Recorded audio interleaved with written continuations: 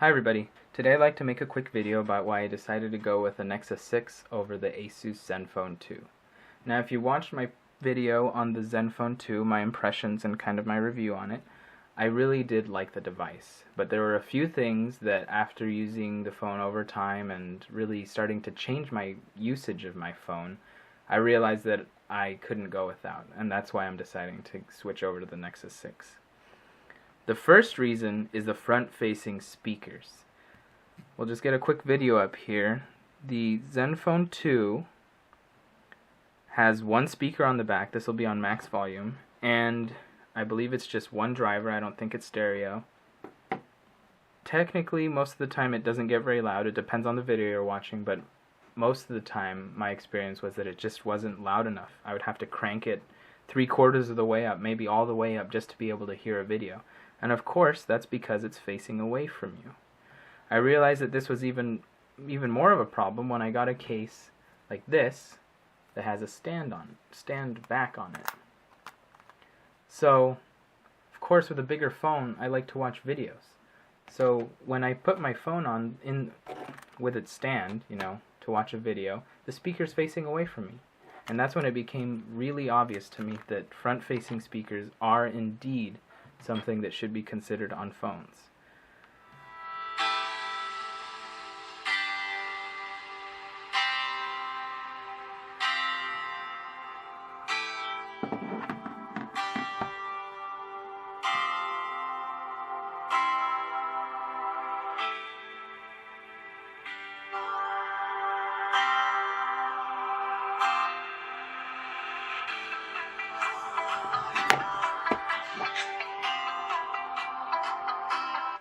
So as you could hear there, covering up this side of this phone, or of the speaker, it doesn't completely block the sound out, but that's where the driver is, and it's just one, because covering up this other side didn't do anything. So one driver over here, on the back, it just wasn't doing it for me. Now if you definitely are not going to start using your phone for more media things at this size of a phone, then and you just use headphones, then this will probably be a good device for you. It runs things well, and I didn't really have a problem with the audio quality that was coming out of the headphone jack. Now when we quickly compare that with the Nexus 6, same video, this is also at max volume.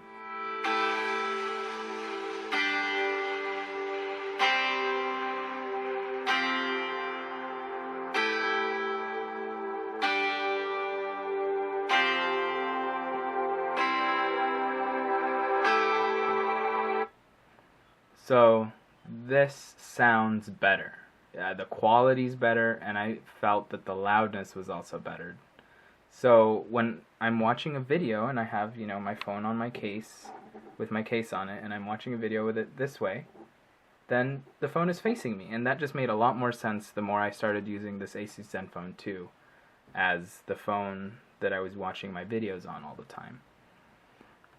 The next reason that I decided to go with the Nexus 6 was the software.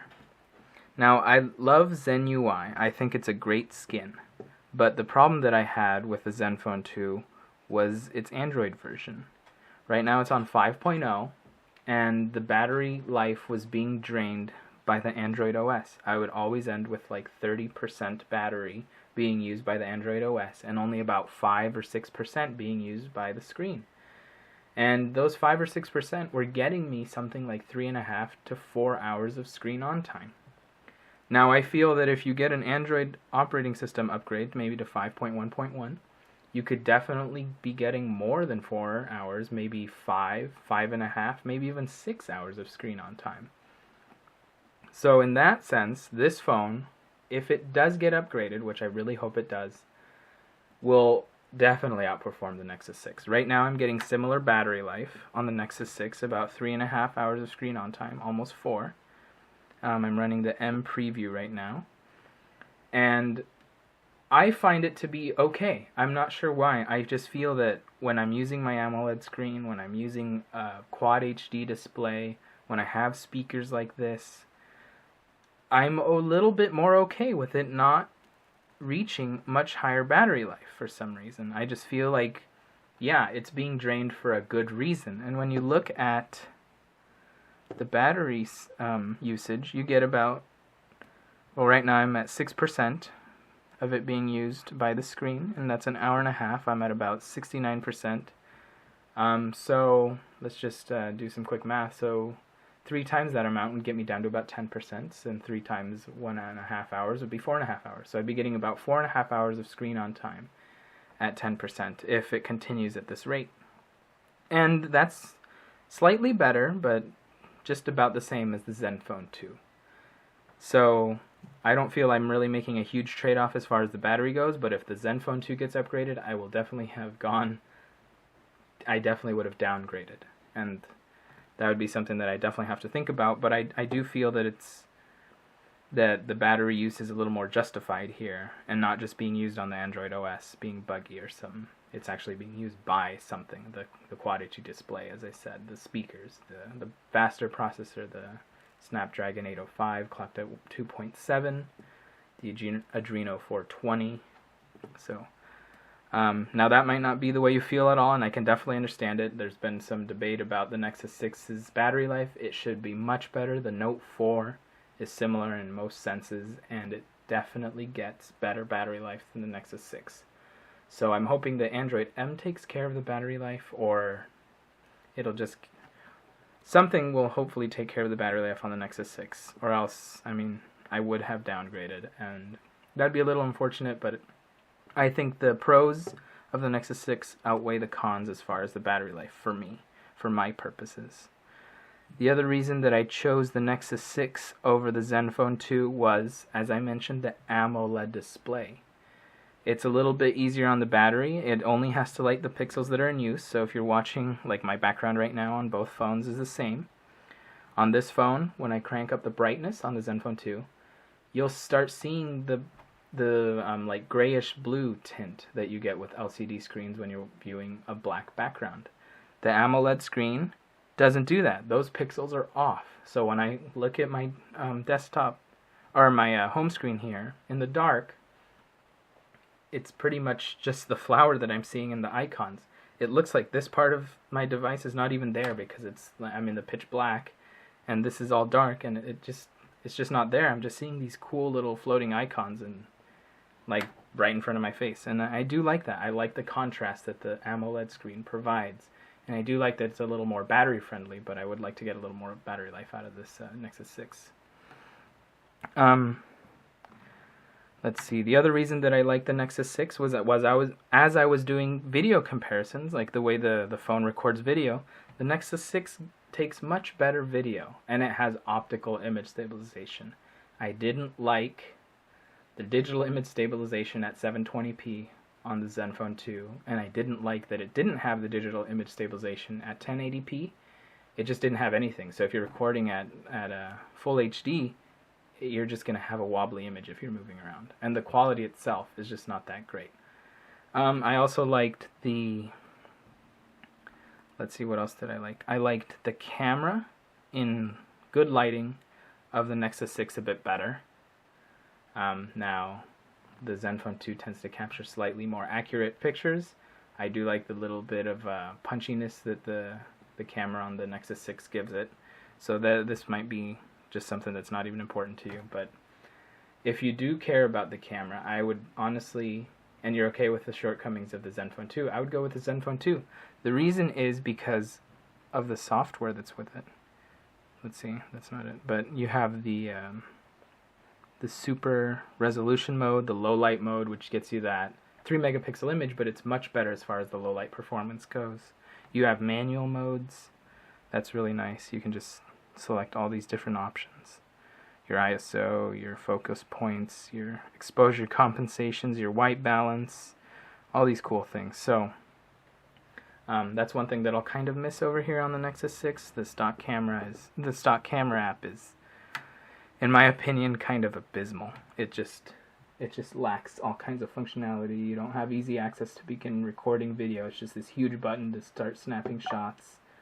It's pretty quick, which is nice, but I mean, you have to go all the way over here. The ZenFone 2 just has a video button right there.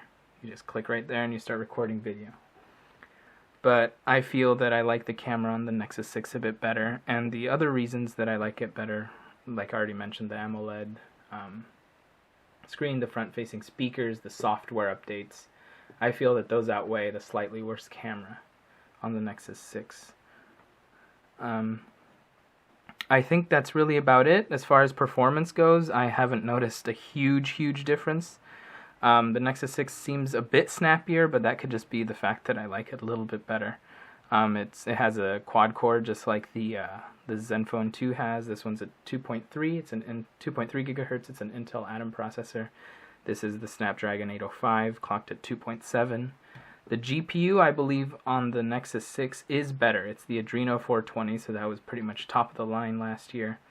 This one seems to be lagging behind a little bit. I mean, I don't do a whole lot with my GPU, but I have noticed less dropped frames on the Nexus 6 when I'm just going through the UI, and so that would, to me, would indicate that it's doing better, even though it's pushing a Quad HD display versus the 1080p display on the ZenFone 2. The cameras were okay. I mean, I found them to be somewhat comparable. The software is better on the ZenFone 2. The front-facing camera is better on the ZenFone 2. The selfies that I get off of the Nexus 6 are just not that great. It's a 2 megapixel sensor versus a 5 megapixel sensor, and it just seems like the software on here is better. It can track you a little bit better. Even in low light, it doesn't really lag when you're trying to, like when you're just tilting it. It'll do a much better job of displaying what it's seeing versus the Nexus 6. It'll just like suddenly lag and catch up with what it's seeing, and that's just a little unfortunate. But I don't do a whole lot of selfie taking. Every now and then, I'll do a little bit of Snapchatting, but that's about it. Everything else is pretty much the same. The build quality on, well, not the same, but I found to be pretty much not a huge decision or divisive factor in making my decision. The build quality is better on the Nexus 6, but the price is $200. I got it for $200 higher, so $299 versus $499. If you need the better build quality, then maybe something like the Nexus 6 would be good for you. If you want it a bit smaller, you might want to go with the Moto X 2014. I was definitely considering that. I definitely do like the active display. See, it just turned on there. It just pops up when you start messing around with your phone. It's not as good as the one found on the Moto X series, but it's definitely better than not having it. I do like the double tap feature on here, but I can live without that when I just pick up my phone. It should turn on. There you go. You can get right into your phone. I got used to it based off of the Moto X's, the Moto X that I had. I believe that's about it. I mean, I use my phones with a case, so the build quality didn't really impact me that much. The battery life has been pretty much comparable so far, so that hasn't been too big of a problem for me. It's been mostly pros over here with the better display, the better camera as far as video goes, the better software options. You can put all kinds of ROMs on here. You can go back to Android 5.0 if you want, 5.1.1. I'm running the M preview. You just get first dibs for software, and that's something that I definitely like. I don't like having to wait for a software update that could fix a lot of things, and maybe they won't update it. I'm hoping they do, since they're definitely upgrading their own firmware, but it might not happen. Who knows? But hopefully they do, so that you can get much better battery life out of the ZenFone 2. So that's about it. Those are the reasons that I went with the Nexus 6. It's only a few reasons, but I felt with the way I'm using my phone these days that they were good enough reasons to pay the slightly better or the slightly higher price for a phone that better suits my needs. I like the bigger displays now after using the ZenFone 2, so going up to the 5.96-inch screen to Nexus 6 was not too big of a jump for me. I remember when I had my Moto X 2013 and I went into a store and picked this guy up, I was just amazed at the size of it. I was thinking, how could I ever use something this large? But here it is. Now I'm using it, and I definitely like the larger screen size for better multimedia. So that's about it. Thanks for watching, guys. If you have any questions or comments, leave them down below and I'll try to get to them. I won't have this anymore, so I won't be able to test anything for you, but I'll definitely try to answer with my experiences. So just to conclude the video, I'm going to have a few samples of video that I took with both phones just to compare them, so you can see what video on each of these is like, as well as some sample shots so you can see how this performs with its low light and all those other things compared to the Nexus 6. So thanks a lot, and I hope to see you in the next video.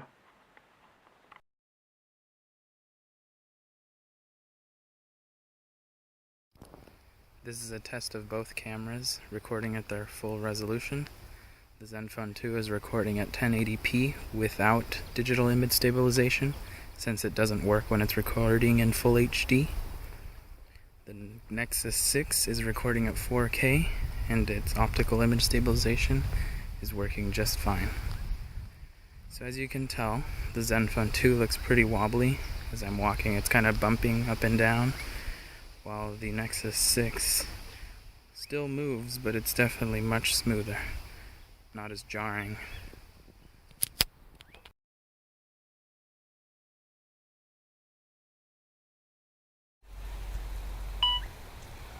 This is a test of both cameras recording at their full resolution. The ZenFone 2 is recording at 1080p without digital image stabilization, since it doesn't work when it's recording in full HD. The Nexus 6 is recording at 4K, and its optical image stabilization is working just fine. So as you can tell, the ZenFone 2 looks pretty wobbly. As I'm walking, it's kind of bumping up and down, while the Nexus 6 still moves, but it's definitely much smoother, not as jarring.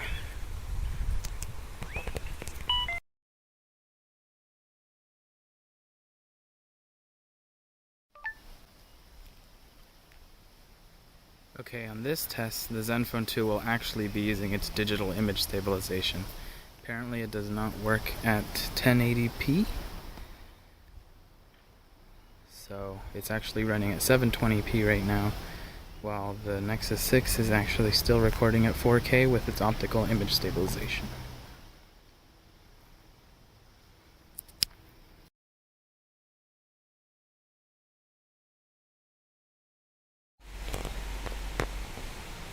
Okay, on this test, the ZenFone 2 will actually be using its digital image stabilization.